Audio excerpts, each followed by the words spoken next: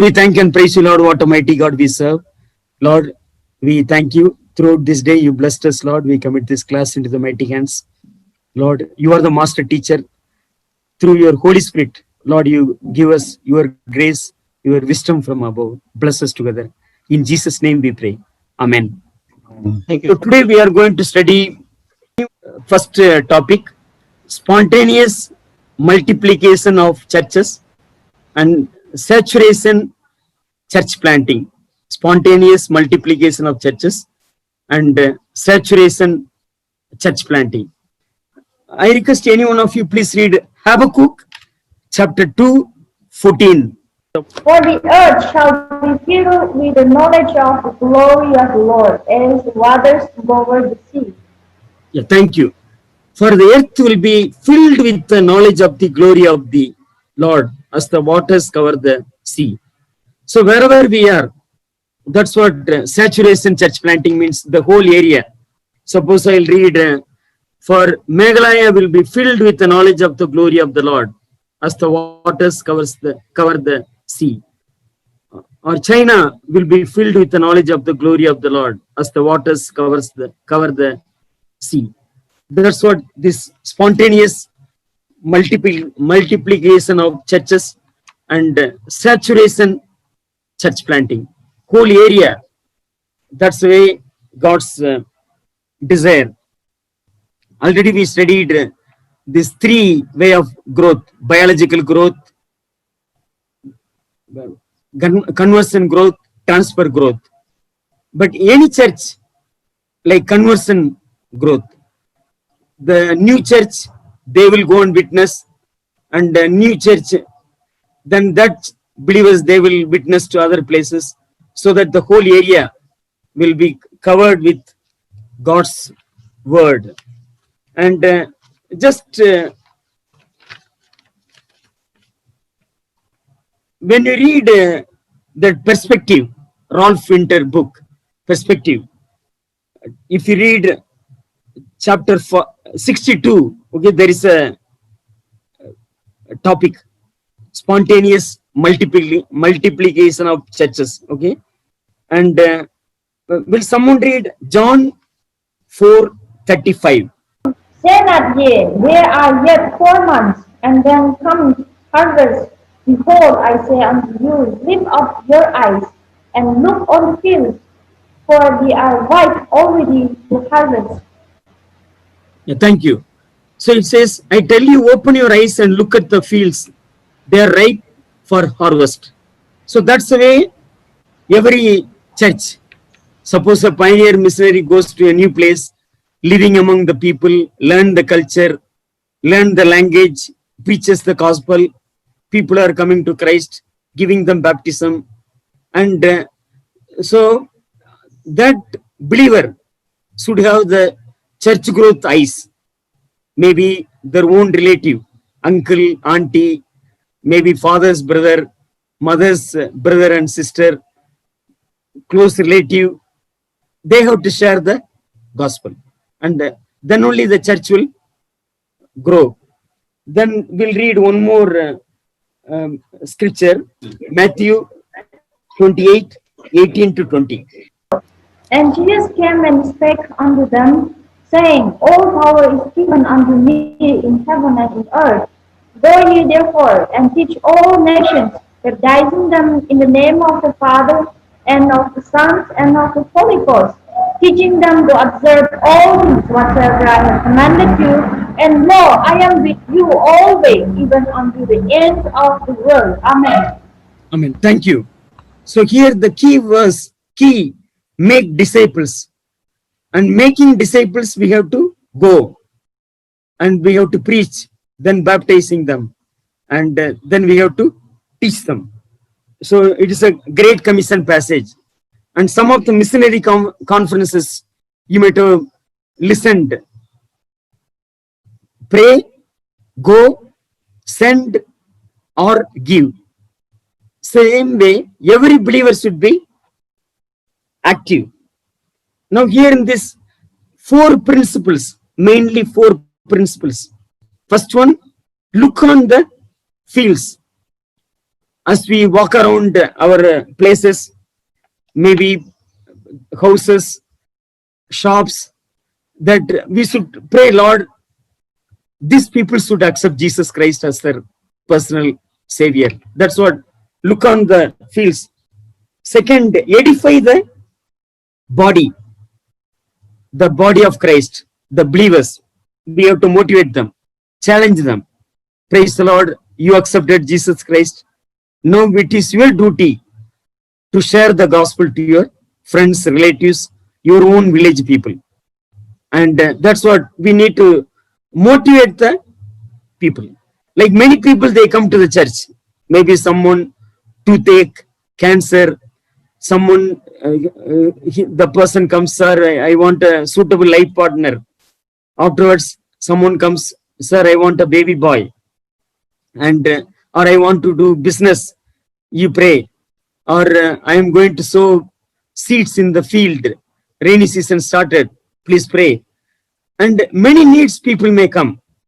And we pray, we share the gospel. On the process, they accept Jesus Christ. Then we need to motivate the people. Whenever you come to church, bring one believer, one person, your relative or your friend.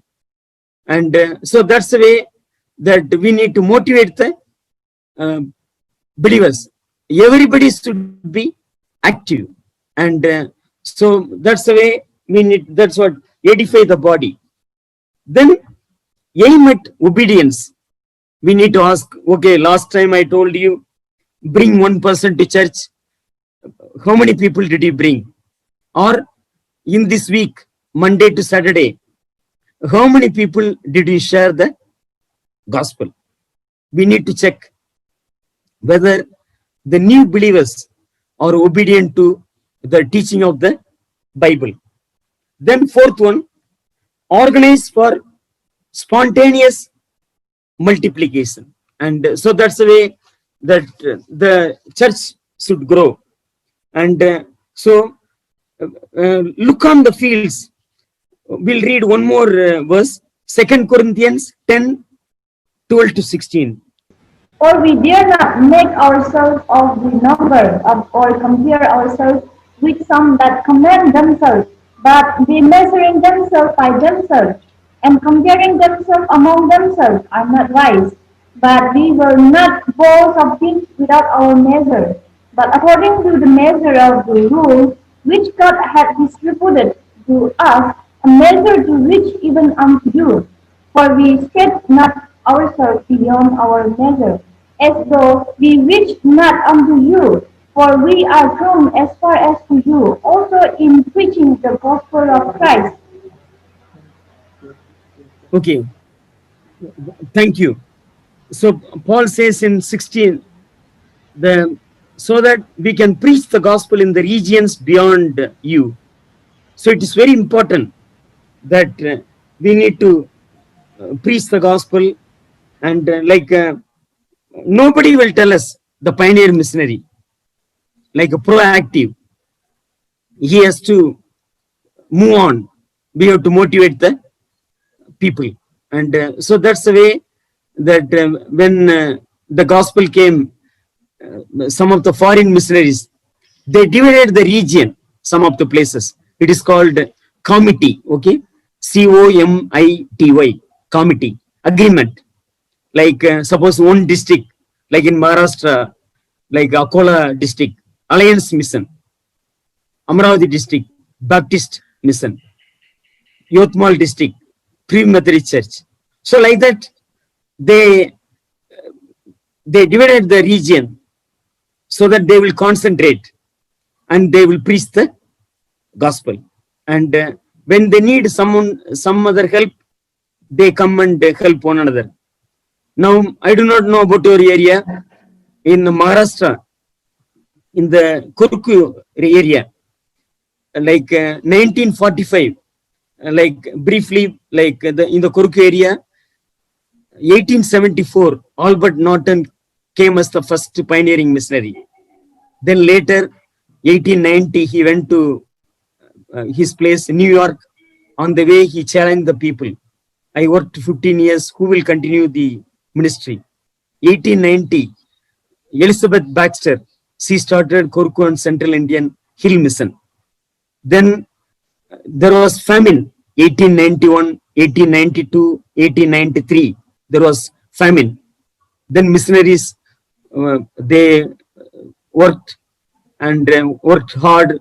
And then First World War, many missionaries, they died, they went back.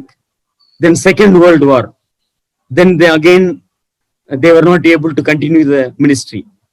Then 1943, they wanted to hand over the ministry to some other organization.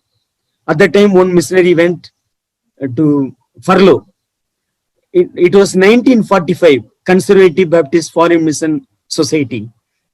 They started 1945 in Chicago. They prayed, Lord, we started the ministry, but we don't have a mission field. They prayed. Then the missionary one who went for furlough, he said, we need some people to continue the ministry. So Korku and Central Indian Hill Mission, they hand over the property and the ministry to Conservative Baptist Foreign Mission Society. Then they continued the ministry. Then 1980, Indian missionaries, they continued the ministry. Then they had the agreement. Even Mizoram, Zoram Baptist Mission, they also came to minister to the Korku area. And they used to have the agreement. Agreement is, whatever the new churches will be planted, it will be handed over to Baptist church. And so they will train and it will be handed over to Baptist church. Then they divided, okay, certain villages or certain kilometer. They said, this organization will work. And another area, another organization will work. Another area, another organization will work. But once in a year, they will come together and meeting. Intermission Advisory Committee. What are the struggles? How can we help one another? So that's the way. And saturation. So they can look at the field and survey and start the ministry. So when we go, it is very important. Look on the fields. Then define the kind of church you must plant. And like in a village, in a week, how many villages you will go? And suppose when you are selecting your own house, missionary house, what are the nearby villages? 3 kilometer or 4 kilometer or 5 kilometer. Usually when they select, they see post office is there, bank is there, and weekly market, which is the nearest railway station, bus. Many things they survey. Nearest hospital, what are the churches there, where, which are the organizations working. Then they select a strategic place. Then Monday to Saturday, what all the places they will, that is called a preaching point. Okay, the missionary stays, that is the mission station. Then nearby places, when they go and preach, that is called preaching point. And so they have to look and suppose 5-6 missionaries, then they have to make a strategy. Okay, these two will go to village A, these two will go to village B, these two will go to village C. So like that, the teamwork, so that they can reach the nearby place. Then define the shortest route to plant a church. And they have to pray and they have to make a strategy how to plant a church. Maybe beginning, maybe 2 months, a new missionary can be like a senior missionary. Maybe 2 months or 3 months, like orientation, how to stay in the village, how to adopt the culture, what to do, what not to do, and some of the orientation the missionaries can. Then they can appoint these two to the nearest preaching point. Then once in a while this missionary can go and meet what is the progress, so that they can reach that area. And in this article, in the book, George Patterson, he wrote this article in this perspective, the spontaneous multiplication of churches. He gives the example of Gonduras, okay, Gonduras one people group. He is giving 5 way. First one, witness to male heads of households. Usually in the society, the male or the man makes the decision. Father, grandmother, grandfather, or great grandfather, and they make the decision. And the missionaries, they share the gospel to the male heads. Second, when they accepted Jesus Christ, they gave them baptism. Third, organize elders. Okay, please read Acts 14:23. And when they had ordained them elders in every church, and had prayed with fasting, they commended them to the Lord on whom they believed. Yeah, thank you. Paul and Barnabas appointed elders for them in each church, and with prayer and fasting, committed them to the Lord in whom they had put their trust. So, organizing elders. Fourth one, extension training classes. And like we can tell them what is the gospel. When you meet new people, how to share the gospel and how to lead them to Christ. And different way, like training. And we need to see the capacity of the elders, and we have to train them. Fifth one, checklists of the congregation activities, and we need to check what are they doing and how is the progress. Then please read John 17:26. And I have declared unto them thy name, and will declare it, that the love wherewith thou hast loved me may be in them, and I am in them.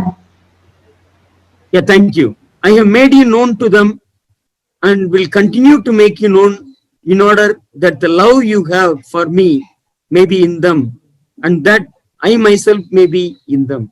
So we have to teach them, love one another, and whatever the group may be. Then edify the body. Please read Ephesians chapter 4, 11 and 12. And he gave some apostles, and some prophets, and some evangelists, and some pastors and teachers, for the perfecting of the saints, for the work of the ministry, for the edifying of the body of Christ. Okay, thank you. So Christ himself gave the apostles, the prophets, the evangelists, pastors and teachers to equip his people for works of service, so that the body of Christ may be built up. So we need to equip each believer, and so a strong pastor promotes ties between all members. And please read Acts 20:17-38. But we are not going to read all, but we'll take few. Acts 20, farewell speech. Paul called all the Ephesian elders. Let us read Acts 20:17-38. But we will not read all, but we will read few verses. Please read 27 and 28. For I have not sent to declare unto you all the counsels of God. Take heed therefore unto yourself and to all the flock, over the which the Holy Ghost hath made you overseers, to keep the church of God, which he had purchased with his own blood.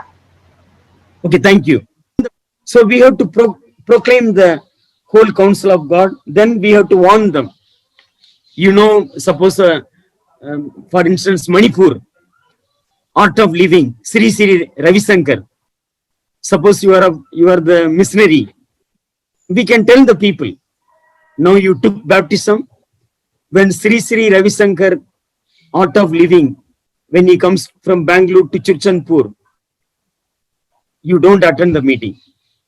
Sometimes they give some free cab and some of the free item, and we have to tell the believer, don't go to that meeting, and that is not biblical. You know who is coming to that particular village. Now some villages in mainly in South India or Maharashtra also, people come with parrot, and exactly they will come only the harvest time. They know June, July, August, September, the field work over. Now October, November, new grain will come. Soybeans, paddy, and exactly these people will bring this parrot. Some people will come with the stick. They will tell, I will tell about your future. Or if you don't have money, give me 1 kilo rice. Or give me 1 kilo tur dal. Like that, many people will come. And we have to tell them, you don't give. Don't give, don't waste. When they come, don't ask about your future. It is all they are cheating you. So we have to teach them. Then another way, like Seventh-day Adventist, you know already. Seventh-day Adventist. We have to tell them, when such people come, don't entertain them. When they give literature, don't receive them. Because we know Seventh-day Adventist, Ellen White, the lady, whatever she taught, that also valuable like Bible. Or Jehovah's Witness, Jesus only. There are many cultic group, Roman Catholic, many cultic group. We have to tell them, now you took baptism, you don't go there. Even if they come, don't receive the literature. And some of the things we have, or many religious leaders, they come and cheat the people. Sometimes they tell Christianity is a foreign religion, and why did you take baptism? You come back to our old faith. But we have to tell them, and we have to teach them so that the believers will be very strong. Then please read 2 Timothy chapter 2 verse 2.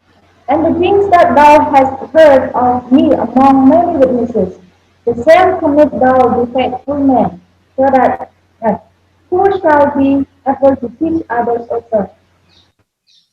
Okay, thank you. Reliable people. Reliable people means trustworthy people, who will also be qualified to teach others. Anyone, simple, like Jesus loves you, Jesus cares for you, Jesus died for you, and he rose again. You believe in Jesus Christ. Simple.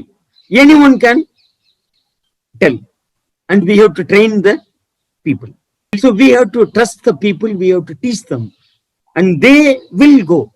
It is called web movement, okay? Web, W-E-B, web movement. And we have to tell them. You tell to your friends, relatives, and extended family. Or we can tell them, you take us, we will come there. Maybe your father's relative, mother's relative. And so that's the way the gospel will go to the nearby places and build a teaching relationship with lay leaders. And so it is very important. Then build a inter-church relationship. Acts 11, 19 to 26. Now they which were scattered abroad upon the persecution that arose about Stephen traveled as far as Phoenix and Cyprus and Antioch, preaching the word to none but unto the Jews only. And some of them were men of Cyprus and Cyrene, which when they were come to Antioch, spake unto the Christians, preaching the Lord Jesus. And the hand of the Lord was with them, and a great number believed and turned unto the Lord. Then tidings of these things came unto the ears of the church which was in Jerusalem, and they sent forth Barnabas, that he should go as far as Antioch, who, when he came and had seen the grace of God, was glad and exhorted them all, that with purpose of heart they would cleave unto the Lord. For he was a good man, and full of the Holy Ghost and of faith, and much people was added unto the Lord. Then departed Barnabas to Tarsus for to seek Saul. And when he had found him, he brought him unto Antioch, and it came to pass that a whole year they assembled themselves with the church and taught much people. And the disciples were called Christians first in Antioch. Thank you. So here we see that they sent Barnabas. He saw, then he thought, okay, Paul is a good teacher. They brought Paul and they taught. Later we see Acts 13, sending church, praying church, sending church. So Paul, he had the connection. So it is very important, build interchurch relationship. We are all one in Christ, and we have to neighboring places. We can tell them, and so that's the way. When we look at Acts of the Apostles, that is the way the church was growing. Spontaneous means impulse comes from the body of Christ itself, indwelt by the Holy Spirit. Like spontaneous, the Holy Spirit gives the burden to the people. Okay, Jesus Christ changed me. I will share the gospel. And the joy of the Lord bubbling, they cannot keep quiet. And so that's what spontaneous multiplication of church growth. And different parts of India and like Mizoram, like four district, previously 3 district, like Aizwal Presbyterian Church, Lunglei Baptist Church, Saiga Church of Maraland. So we see the missionaries brought the gospel, then they themselves went and preached the gospel. And that is true to different parts of Northeast India or wherever the people movement happened. Then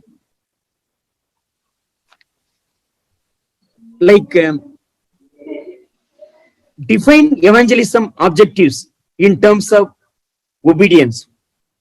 Like there are 7. Okay, first one, repent and believe. Mark chapter 1:15. Second, be baptized. Acts chapter 2:38. Then love one another. John chapter 13 verse 34. Then celebrate the Lord's Supper. Luke chapter 22:17-20. Prayer. John 16:24. Give. Matthew chapter 6:19-21. Then witness. Matthew 28:18-20. So we have to teach the people, and then only the church will grow. And so when you have time, you read this article, okay, and so very good. That's what we read: spontaneous multiplication of churches and saturation church planting, so that the church will grow, and the whole area, like Habakkuk 2:14, the whole area will be filled with the knowledge of the Lord Jesus Christ. Now we'll move on to another topic: church planting movement. Okay, there was a great leader called Rufus Anderson. Rufus Anderson, he was the secretary, American Board of Commissioners for Foreign Missions, ABCFM. American Board of Commissioners for Foreign Missions, Rufus Anderson. And he was from America. Same time in England, Henry Venn, okay, Church Missionary Society, CMS. He was secretary, okay, and both of them, they introduced this three self-supporting, self-governing, self-propagating. Okay, now when it is there, three self, then the local church will be very strong. Then another missionary called John Nevius. John Nevius, he was a Presbyterian missionary to China.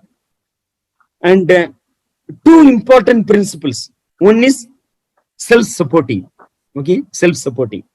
Second, unpaid lay workers. Okay, unpaid lay workers. Like suppose, like paid, we have paid pastors, evangelists, or other leaders maybe.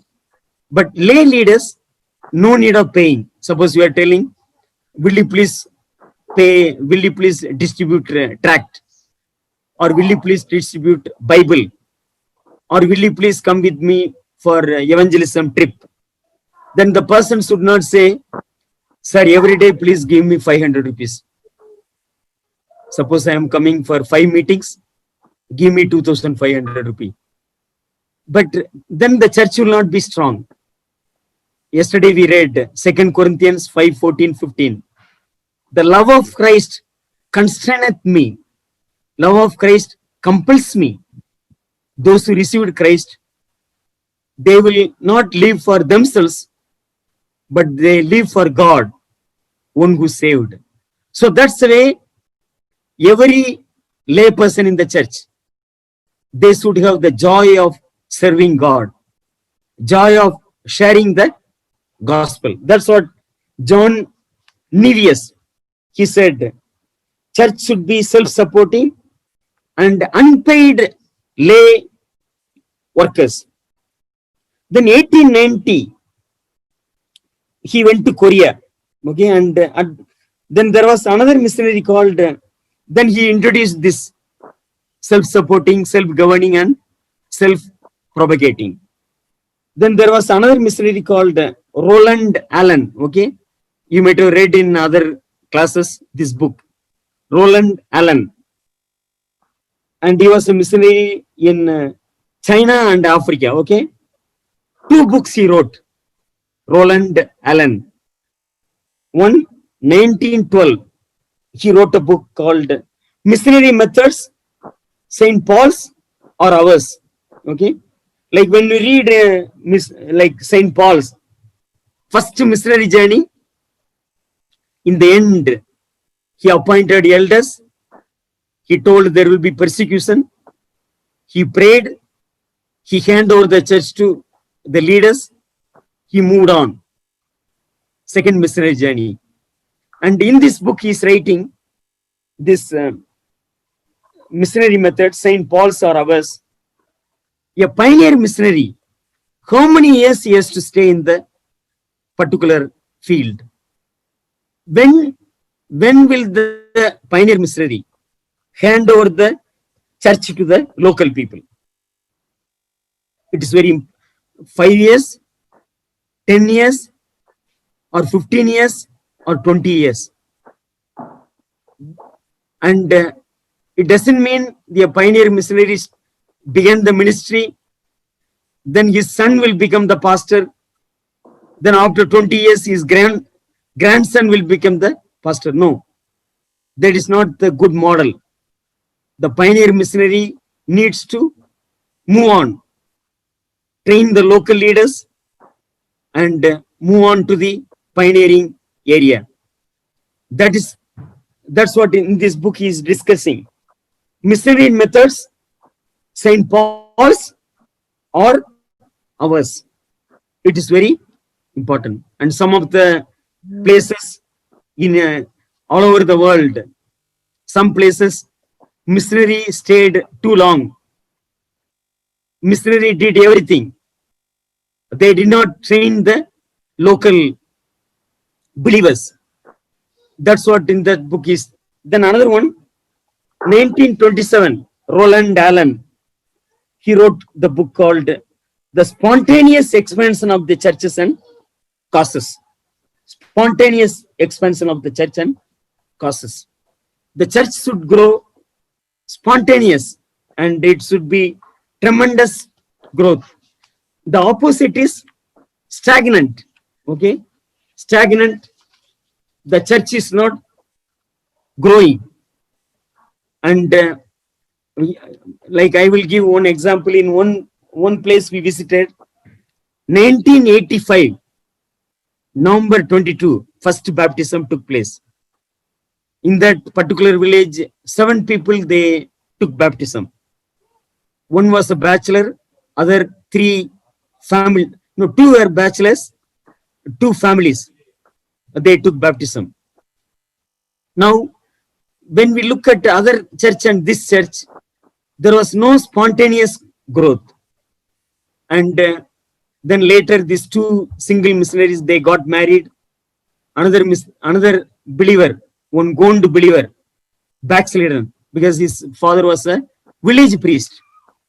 We told we will find a believer, but because village priest, they found not like a non-Christian, unbeliever. Then slowly he did not come to the church. And another believer, they married a believer, that young man, he was growing. But one thing, some people like secretly drinking. Then one Roman Catholic person, at that time, they were distributing soybeans, milk, tiles, wheat, like you can work in the field and they will give you the wheat. Slowly, that person was following the Roman Catholic. So, as a pioneer missionary, we need to see, we need to motivate the people so that the church will be very strong. That's what Roland Allen. Then 19th century, a church historian called Kenneth Scott Latterate, he looked at Africa, Asia, Latin America. He said 19th century is the great century. The church growth movement took place, like Donald McGavran, church growth movement. 1955, he wrote the book called The Bridges of God. Then Understanding Church Growth in 1980. As we know, Donald McGavran, people movements, harvest principle, like win the winnable. Then homogeneous unit principle. Okay. Now, later, David Harrison. Okay, David Harrison. He was a Southern Baptist church planter. Okay, and he formed this church planting movement, CPM. It was in 2000, and also it was in later in 2004. Okay, church planting movement. I will read for you. Church planting movement, a definition: a rapid and exponential increase of indigenous churches, planting churches within a given people group or population segment. Okay, I will tell one example. A rapid and exponential increase of indigenous church planting churches. Okay, not money not coming from outside. Suppose there is a people group in Guwahati, and money will not come from Madras or Bangalore or Hyderabad.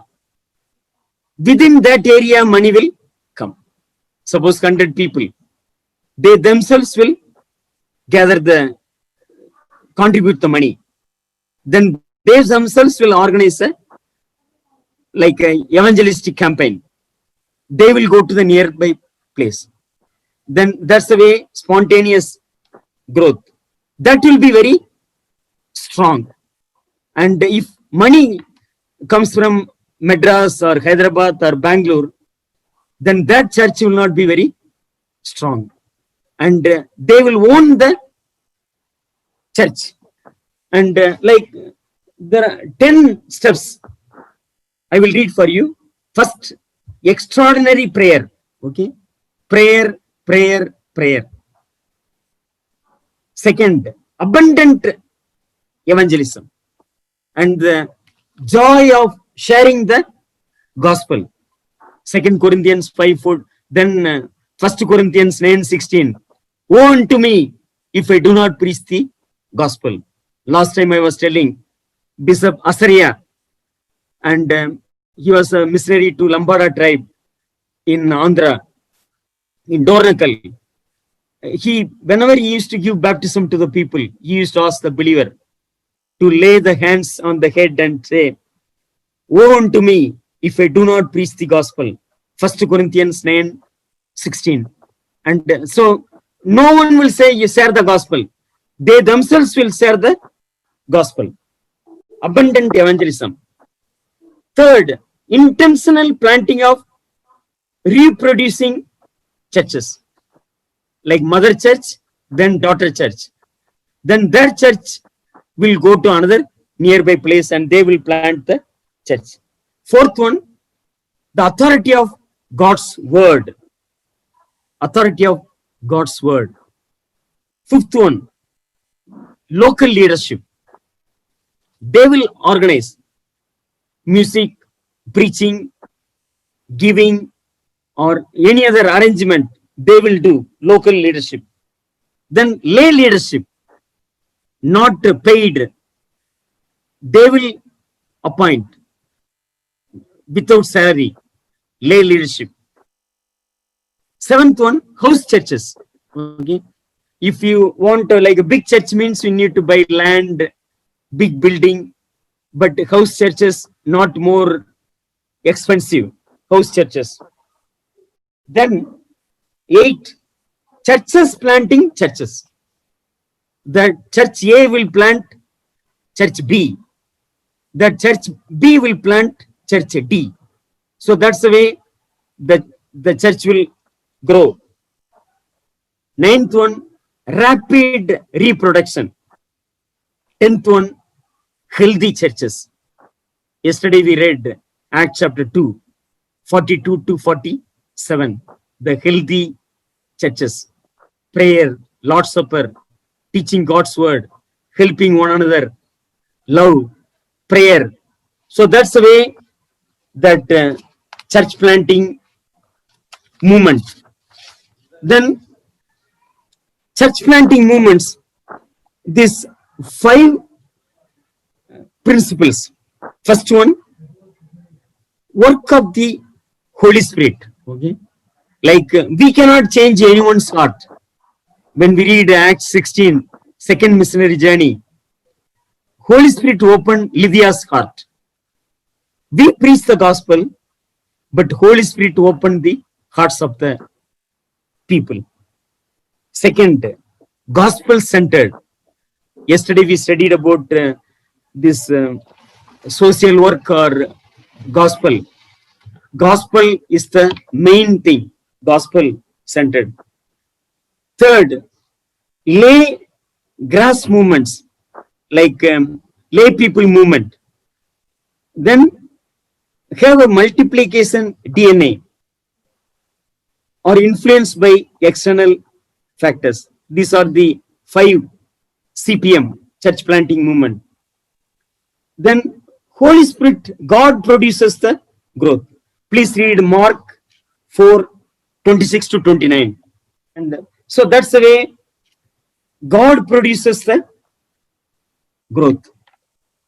Wherever you see throughout the world, Korea, Northeast, or any parts of the world, God only produces the growth. We see tremendous growth, tremendous transformation. You can see where the gospel did not go, where the gospel went. you can see the joy of the Lord, love for one another, help for one another, and the joy to share the gospel. And that's what God produces the growth. When we read Acts of the Apostles, first, Holy Spirit empowers, Acts 1:8. Holy Spirit bears witness, Acts chapter 5 verse 12. Holy Spirit gives wisdom, Acts chapter 6 verse 10. Holy Spirit guides, Acts chapter 8:29.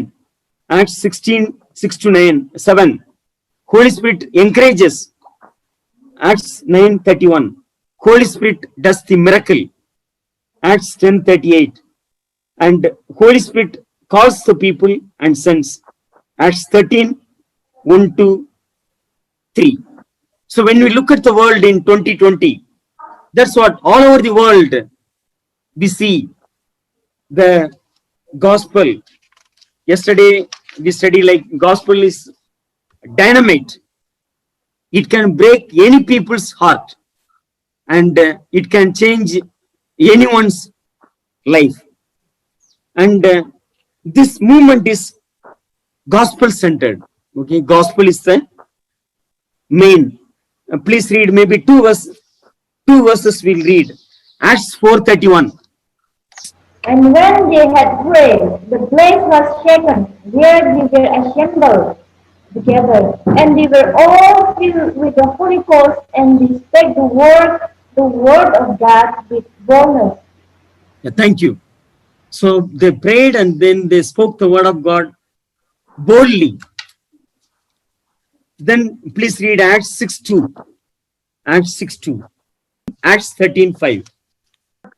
And when they were at Salamis, they preached the word of God in the synagogues of the Jews, and they had also John to their minister. Yeah, thank you. So, word of God.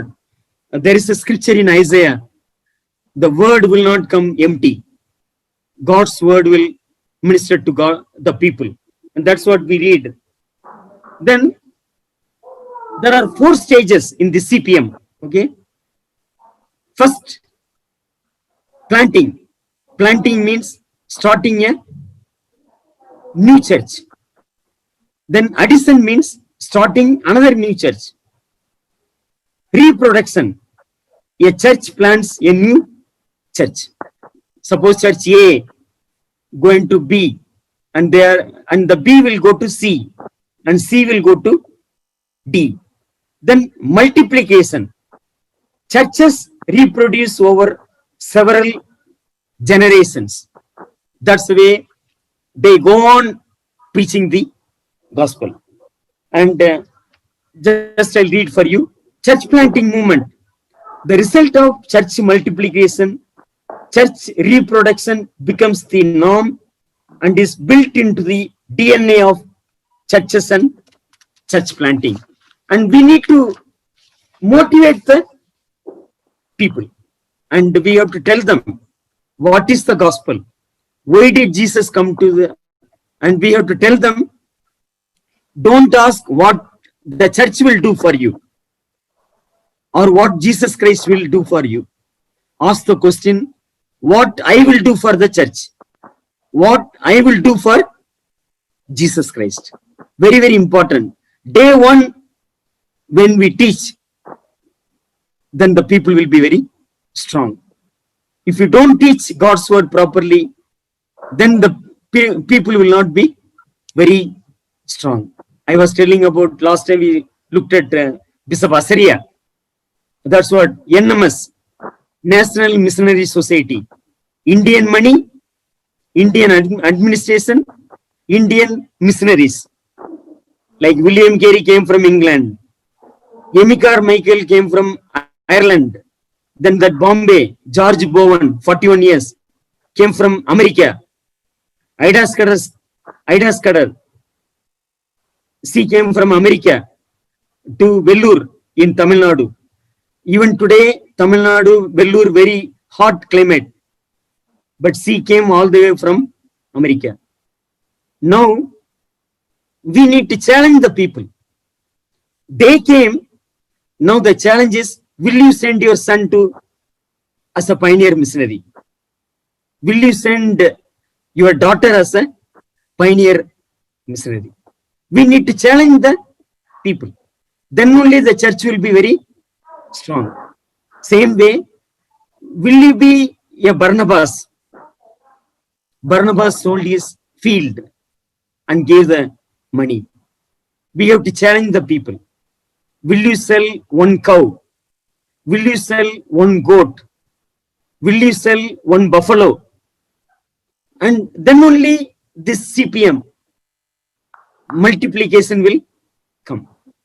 And if the church believers, what will the church do for me? Or what will Christ do for me? It is very, very important. The pioneer missionary, he is the starting, he is the motivator, he is the trainer. Very, very important. Then the church will be very strong. They will be dynamic. Just I'll read for you. Church planting movements, 10 commandments. First, immerse your community in prayer.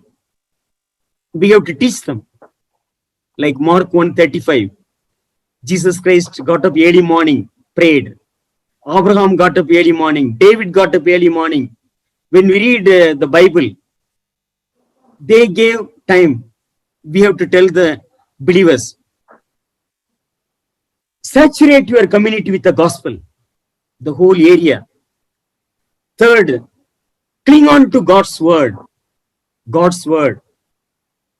Fourth one, fight against foreign dependency.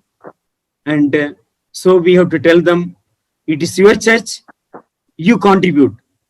And then eliminate all non-reproducible elements. Okay. One example I'll tell.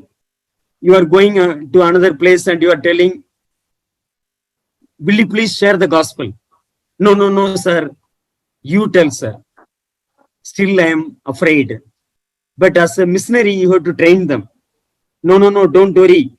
You may make a mistake, but don't worry. You pray and you share.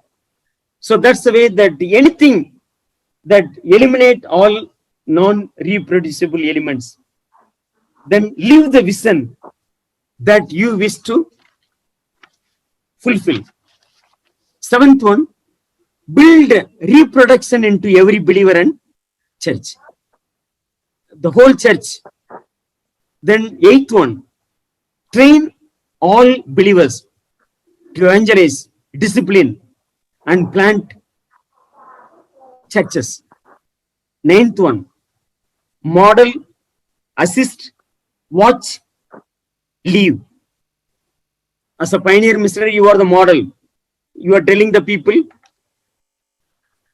I do, you observe. Second, assist. You do, I observe. Watch. You do. Leave. You do, I will go. It is your church. I will not die here. God called me to preach the gospel here. Praise the Lord, you came to Christ. It is your church. You pass on the gospel to other people.